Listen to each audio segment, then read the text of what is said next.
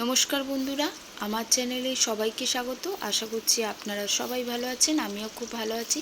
তো আজকে আপনাদের করে দেখাবো আমি ভেটকি মাছের কাঁটা চচ্চড়ি আর পটল ভাজা। তো দেখতেই পাচ্ছেন আমি পটলটা ভেজে নিচ্ছি আর মাছের কাঁটাগুলোকে আমি ভালো করে ধুয়ে রেখেছি।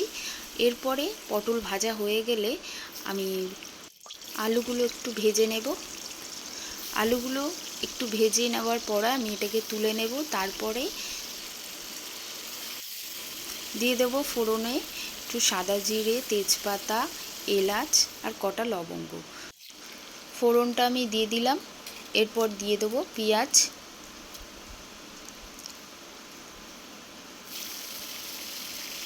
পেঁয়াজটা আমি একটু লাল করে ভেজে নেব।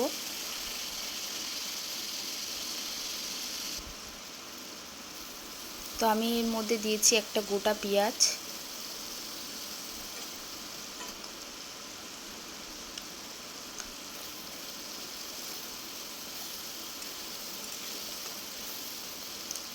আর এদিকে তো মাছটা আমি ভালো করে ধুয়ে রেখেছি।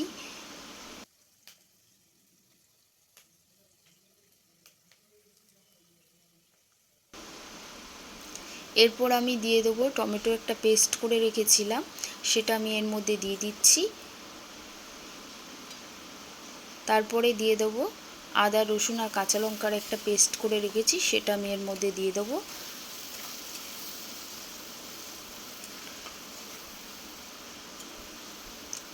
আর কাশ্মীরি লঙ্কা, ধনে গুঁড়ো, জিরে গুঁড়ো সব কিছু দিয়ে আর একটা পেস্ট করে রেখেছি, সেটা আমি গুলে রেখেছি, সেটা আমি এর মধ্যে দিয়ে দেবো। সব কিছু দিয়ে আমি ভালো করে মশলাটা কষিয়ে নেব।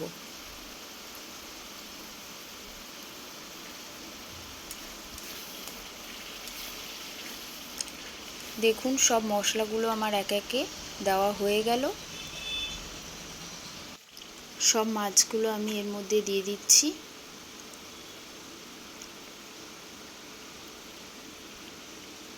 সব মাছগুলো দিয়ে ভালো করে কষিয়ে নেব আমি।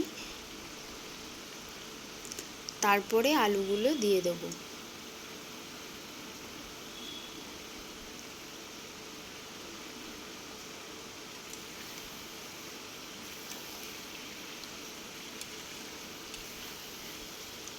তো দেখুন আমার সব মাছগুলো দেওয়া হয়ে গেছে।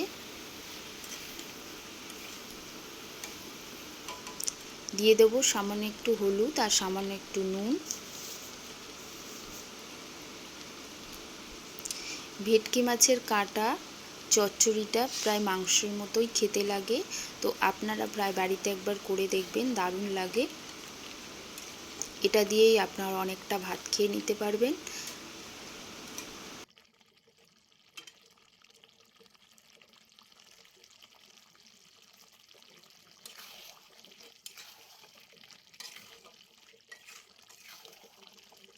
তো দেখে বন্ধুরা কেমন লাগছে একটু বলবেন।